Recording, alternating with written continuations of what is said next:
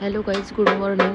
आज सकाळी सकाळी सुरुवात केली होती चूल रंगवण्यासाठी, पण हा मला खूप त्रास देत होता. शेवटी त्याला घरात घेऊन गेले आणि तेवढ्यात माधुरी मावशी आल्या होत्या काम करण्यासाठी.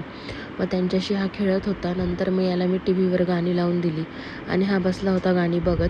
फॉर्च्युनर सॉन्ग त्याला एवढं आवडतं ना की ते लावून दे म्हणत असतो सारखं आणि त्या गाण्यावर डान्स पण करत असतो. आणि त्यानंतर मग त्याला आंघोळ घातली. आंघोळ घातल्यावर मग त्याच्या बाबांसोबत तो गेला गार्डनमध्ये फिरायला. मग तो फिरायला गेला तोपर्यंत मग मी आमच्या सगळ्यांसाठी चहा ठेवला होता आणि मला रायाला खाण्यासाठी पण बनवायचं होतं. सो मी ते कामं उरकून घेतली.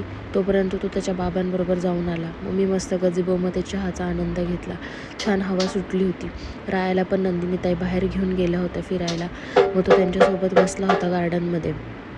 मग मी जाऊन त्याला आणला आणि त्याची चालायची प्रॅक्टिस घेतो आहे आता आम्ही सध्या, कारण तो अजून चालत नाही आहे. पूजा करायची होती, मला दिवा लावायचा होता आणि हा मला इतका त्रास देत होता की कारण याला पण दिवा लावायचा होता.